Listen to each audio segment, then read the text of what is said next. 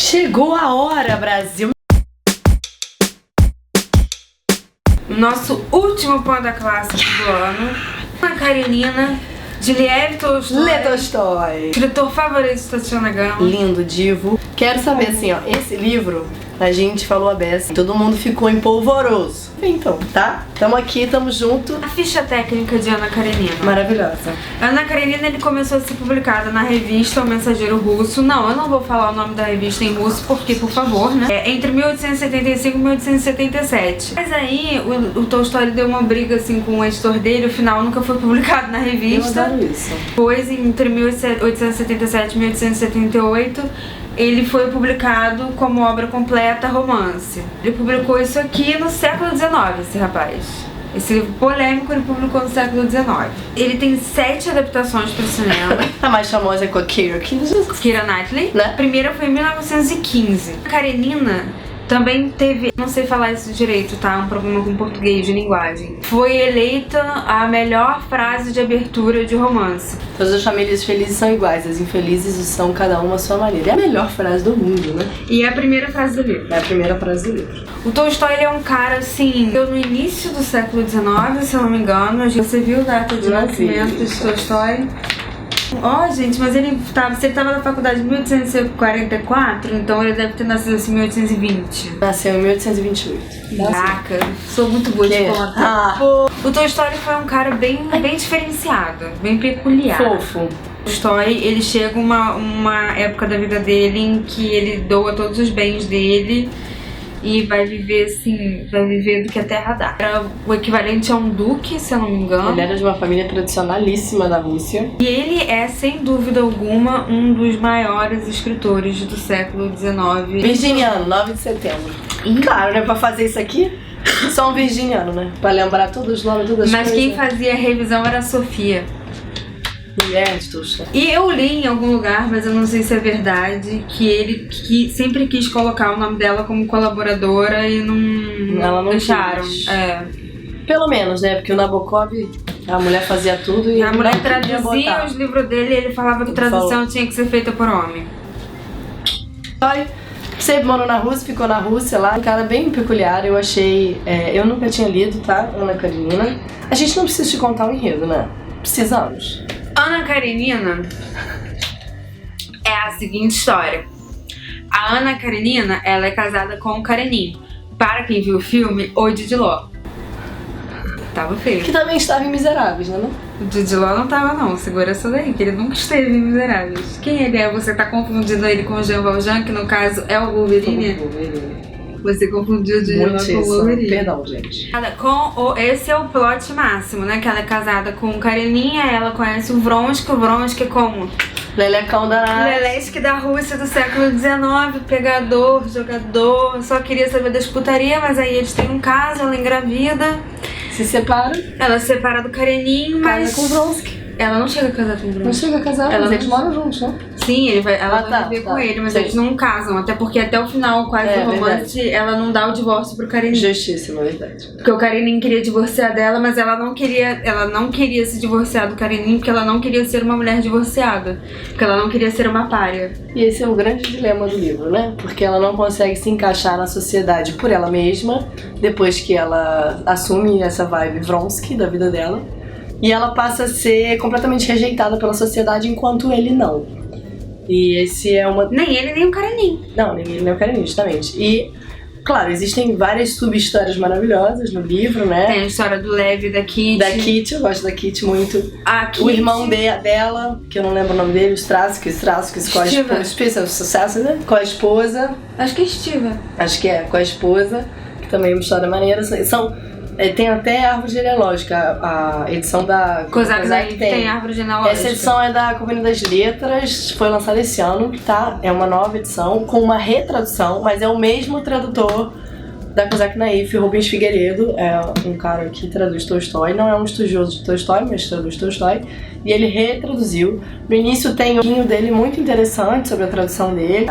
Eu achei, nunca li o russo, não é mesmo? Mas achei muito bem escrito, né? E daí isso também faz parte do trabalho do tradutor. É o tipo de livro que você não se dá conta que tem 1000 páginas. O único problema é que não dá pra levar. Daí eu tinha que ler em casa. Aí quando, sabe, você que tava esperando aquele ônibus, você quer aquele ler, não dá. Dessa edição que tem sugestões de leitura. Pra você, pra você entender mais ou menos de onde vem. Porque o Tolstói, gente, ele é um cânone, tá? Ele é um cânone do épico. Porra, ele tem Guerra e Paz, Ana Karenina, Ressurreição eu nunca li. E eu acho sensacional que tem pelo menos 2 livros aqui que eu li, né? Que é o Narrar ou Descrever, no ensaio sobre literatura, do Lukács, e a Teoria do Romance, do Lukács também. Fala muito do Tolstói, porque o Tolstói, ele criou um modelo de escrita pro século XX. Divo. Grandes escritores se inspiram no Tolstói. Provavelmente até hoje, né? Até hoje. Porque ele tá falando da vida das pessoas. E vão ser lukácsianos aqui. A gente, quando fala de épica, e aqui, até as leituras que estão aqui, é entendido a épica dessa maneira. Que é o seguinte, você tinha uns gêneros, né? Que não eram textuais, mas você tinha gêneros na Grécia Antiga. A lírica, a tragédia e a épica. Na época antiga a gente tinha a epopeia. A épica, ela se transfigurou na modernidade no romance. Tolstói, ele é um paradigma de romance. E ele é um escritor incrível, eu sou suspeita pra falar, porque é o meu escritor favorito. Eu acho assim, entendeu? Uma coisa que é bom sempre pensar, quer dizer, eu acho. Esse é um livro que foi publicado em 1877. 1877, ou seja, hoje estamos em 2017 e ele ainda foi reeditado esse ano. Um livro ainda muito lido, o filme da Keira é de agora. 2012. Provavelmente serão outros muitos filmes, outras muitas edições. O que é um clássico? Um clássico é um livro atemporal, né? Ou seja, ele pode ser lido em qualquer momento do mundo, da vida, da história. E mais do que isso, em tese, ele tem um valor social bem importante, né? Intrínseco. E eu acho que é o que eu tava falando pra Tata hoje, assim. Como eu nunca tinha lido, eu sabia que era um livro incrível, óbvio, eu sabia que eu ia me apaixonar pelo livro.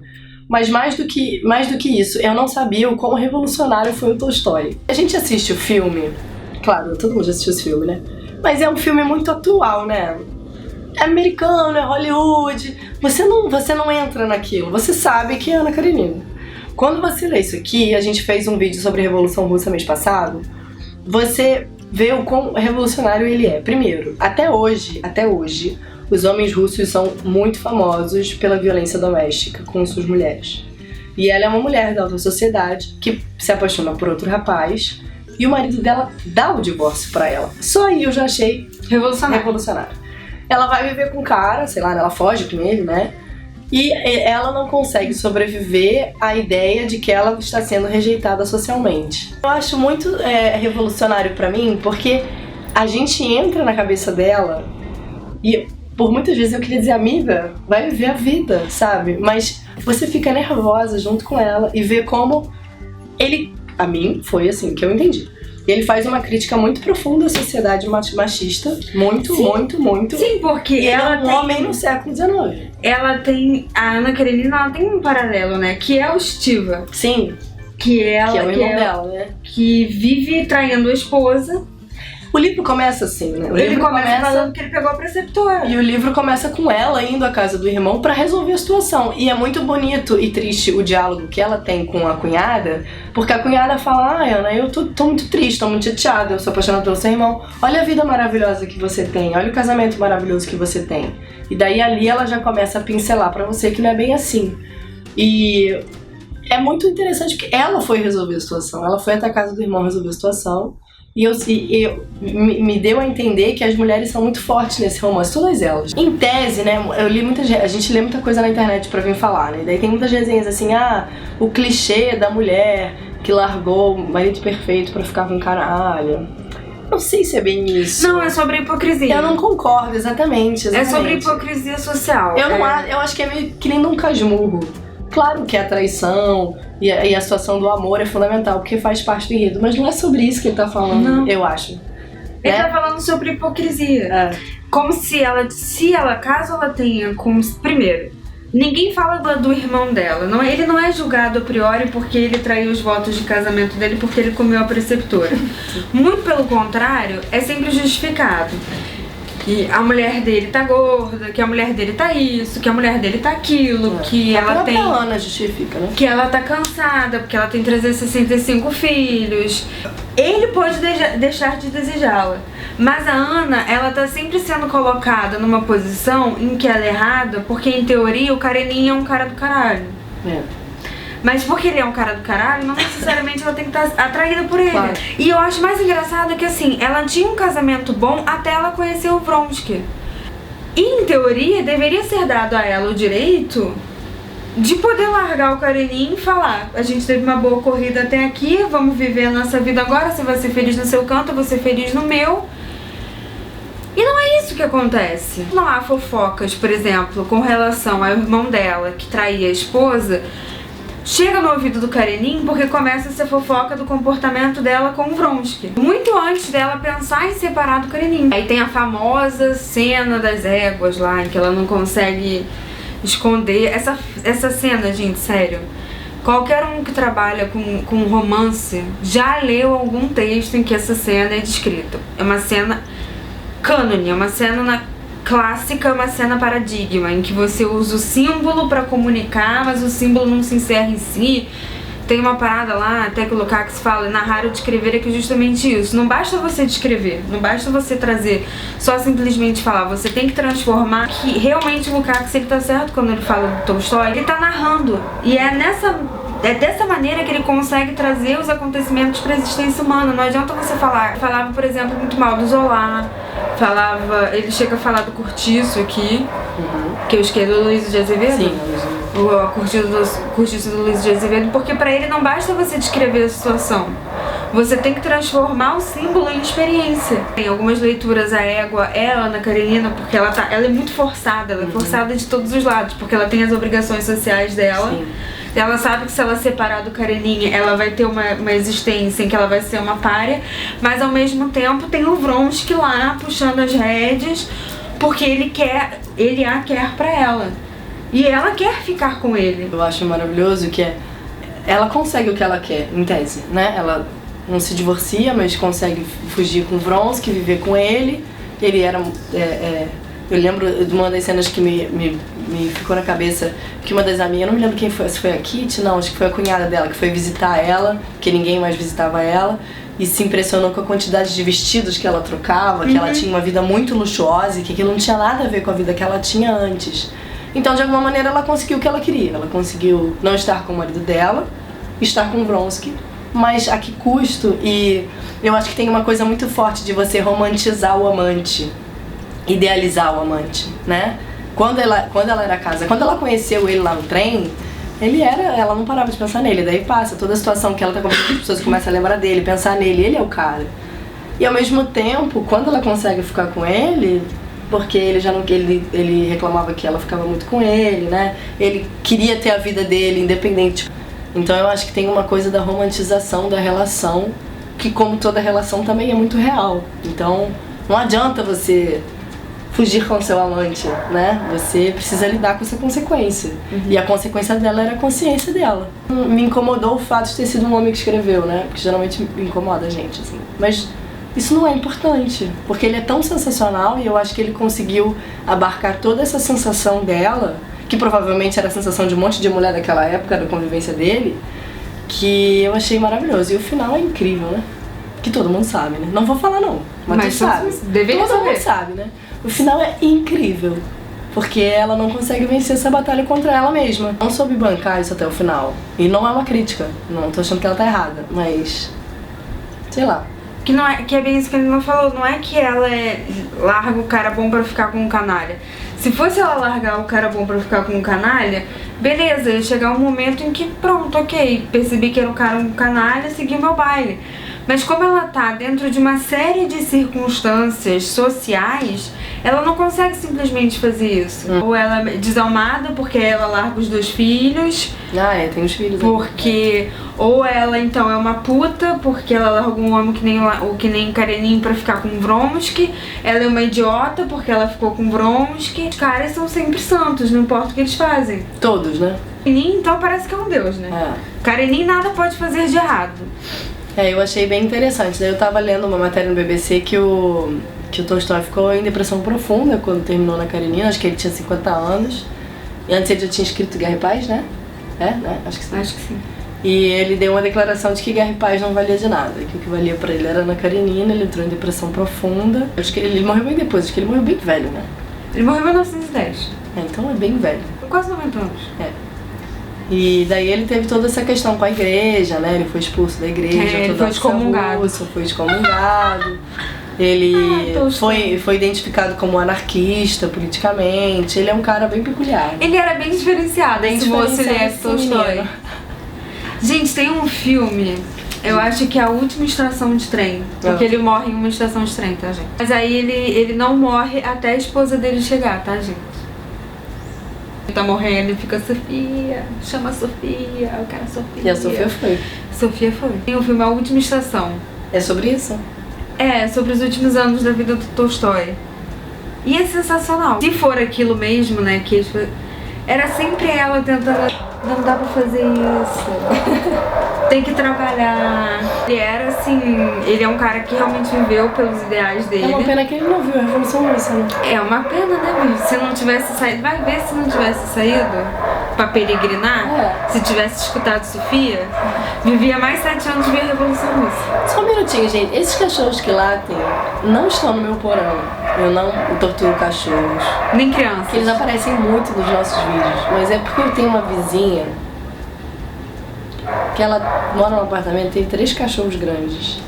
E eu acho que eles ficam muito chateados. Eles latem muito. E eu moro num vão, então assim, um late aqui, outro late, eles conversam muito, tá? Porque assim, às vezes eu vejo nossos vídeos dos cachorros lá, eu acho que eu vou mandar um vídeo pra ela.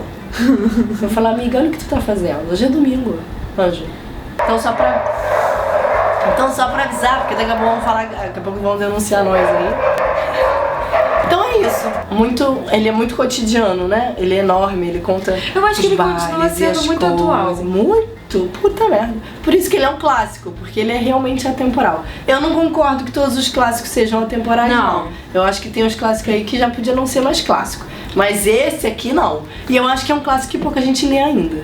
Eu acho que Ana Karenina é um livro que a galera que gosta de ler, mas não é lido em massa. A minha mãe mesmo falou, ela foi falar, vamos falar sobre Ana Karenina, eu li uma edição horrível. Porque justamente, até pouco tempo atrás, Ana Karenina era traduzido de outras línguas, inglês, francês, então geralmente quando ele é traduzido mais de uma vez, perde muito.